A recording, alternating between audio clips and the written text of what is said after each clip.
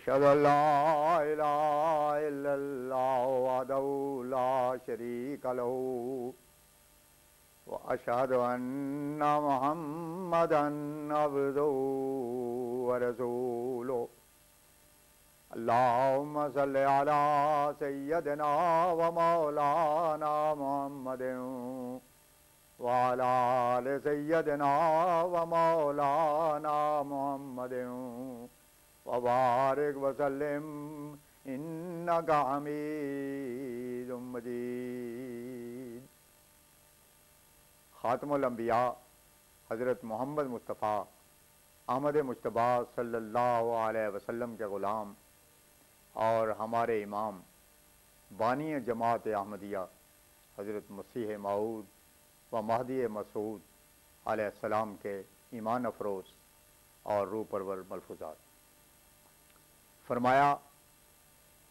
منعم علیہم لوگوں میں جو کمالات ہیں اور صراط الذین انعمت علیہم میں جس کی طرف اللہ تعالیٰ نے اشارہ فرمایا ہے، ان کو حاصل کرنا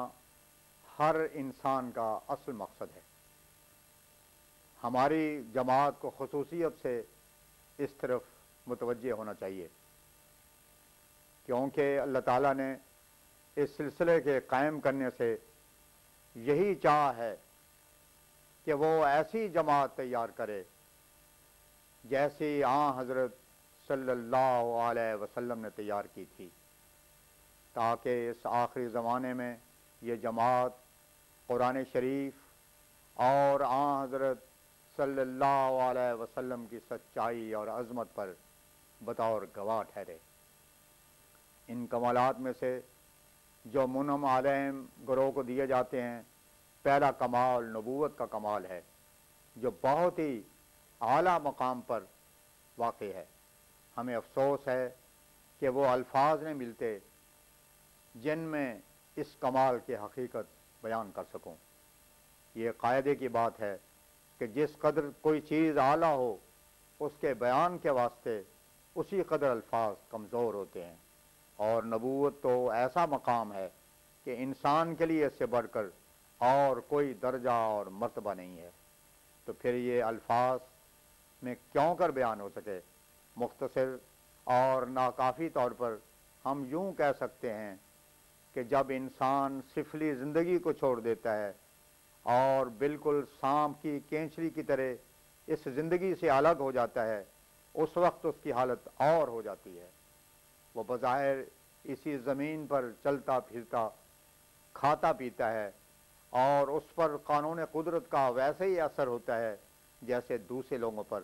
لیکن باوجود اس کے وہ اس دنیا سے الگ ہوتا ہے اور وہ ترقی کرتے کرتے اس مقام پر جا پہنچتا ہے جو نقطہ نبوت کہلاتا ہے، اور جہاں وہ انسان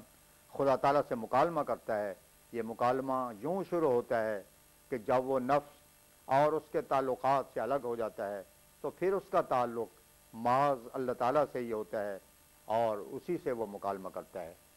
انسان کی حالت ایسی واقع ہوئی ہے کہ یہ کبھی نکما اور بیکار نہیں رہتا اور نفس کلام سے بھی کبھی فارغ نہیں ہوتا۔ نفس اور شیطان سے ہی اس کا مکالمہ شروع رہتا ہے اگر کوئی اور بات کرنے والا نہ ہو۔ بعض اوقات لوگ دیکھتے ہیں کہ ایک انسان بالکل خاموش ہے،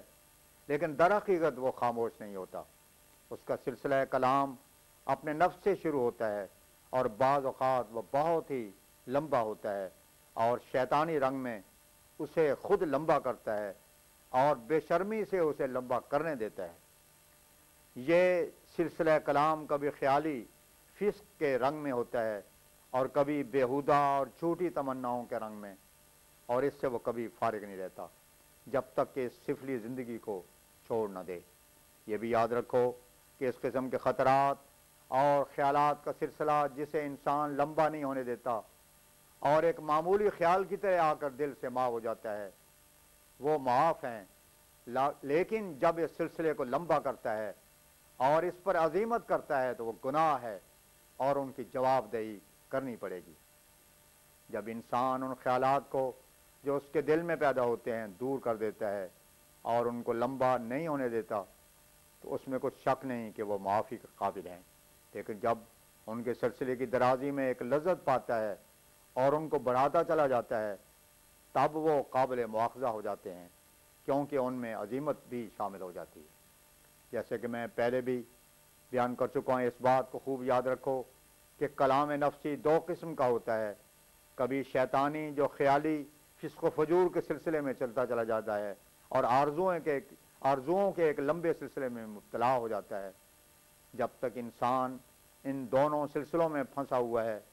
اسے شیطانی دخل کا بہت اندیشہ ہوتا ہے اور اس امر کا زیادہ امکان ہوتا ہے کہ وہ اس طرح سے نقصان اٹھائے اور شیطان اسے زخمی کر دے۔ مثلا کبھی کوئی منصوبہ باندھتا ہے کہ فلاں شخص میری فلاں غرض اور مقصد میں بڑا مخل ہے، اسے مار دیا جائے، یا فلاں شخص نے مجھے تو کر کے بلایا ہے، اس کا بدلہ لیا جائے اور اس کے ناک کاٹ دی جائے۔ غرض اسی قسم کے منصوبوں اور دھیر بن میں لگا رہتا ہے۔ یہ مرض سخت خطرناک ہے اور وہ نہیں سمجھتا کہ ایسی باتوں سے نفس کا کیا نقصان کر رہا ہوں اور اس سے میری اخلاقی اور روحانی قوتوں پر کس قسم کا برا اثر پڑ رہا ہے۔ اس لیے اس قسم کے خیالات سے ہمیشہ بچنا چاہیے۔ جب کبھی کوئی ایسا بیہودہ سلسلہ خیالات شروع ہو تو فوراً اس کے رفع کرنے کی کوشش کرنی چاہیے۔ استغفار پڑھو، لاحول کے ذریعے سے خدا تعالیٰ کی مدد اور توفیق چاہو اور خدا تعالیٰ کی کتاب کے پڑھنے میں اپنے آپ کو مصروف کر دو،